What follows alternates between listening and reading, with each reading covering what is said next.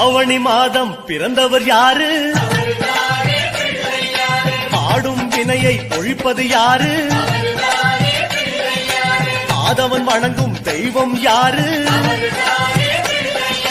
பூமியை தாங்கும் புண்ணியன் யாரு? அனலாசுரனை தின்றது யாரு? ஆணவம் நீக்கும் நாயகன் யாரு? முப்புரி அணிந்து